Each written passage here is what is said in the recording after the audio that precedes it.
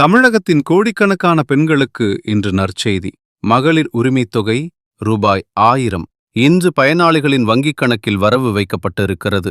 தமிழ்நாட்டில் புதிய அரசு பொறுப்பேற்றதும் பலரின் மனதில் ஒரே ஒரு கேள்வி எழுந்தது. திமுக ஆட்சியில் தொடங்கப்பட்ட மகளிர் உரிமைத் தொகை திட்டம் தொடருமா, தொடராதா?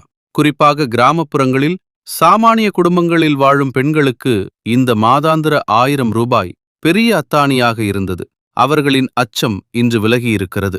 சட்டமன்ற எதிர்க்கட்சித் தலைவர் உதயநிதி ஸ்டாலின் இது குறித்து கேள்வி எழுப்பினார். அதற்கு விளக்கமளித்த முதலமைச்சர் சி. ஜோசப் விஜய், முந்தைய அரசுகளின் முக்கிய மக்கள் நலத்திட்டங்கள் அனைத்தும் தொடரும் என்று உறுதியளித்தார்.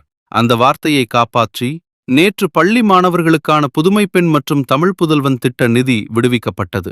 இன்று மகளிர் உரிமைத் தொகை வரவு வைக்கப்பட்டிருக்கிறது. இனி ஒவ்வொரு மாதமும் 15ஆம் தேதி இந்த தொகை வரவு வைக்கப்படும். இங்கே குறிப்பிட வேண்டியது என்னவெனில், தேர்தல் வாக்குறுதியாக விஜய் மாதம் ரூபாய் 2500 வழங்குவதாக கூறியிருந்தார். இம்மாதம் அது கிடைக்குமா என்று எதிர்பார்ப்பு இருந்தது.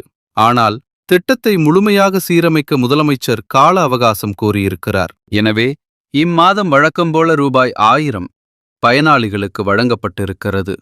பொருளாதார நிபுணர்கள் கூறுவது என்னவெனில், இதுபோன்ற நேரடி நலத்திட்டங்கள் கிராமப்புற மக்களிடையே பணப்புழக்கத்தை அதிகரிக்கின்றன, வாங்கும் சக்தியை உயர்த்துகின்றன, அதுவே பொருளாதார வளர்ச்சிக்கு ஆதாரமாக அமைகிறது என்று. தமிழகத்தின் கோடிக்கணக்கான பெண்களுக்கு இன்றைய நாள் நம்பிக்கையின் நாள்.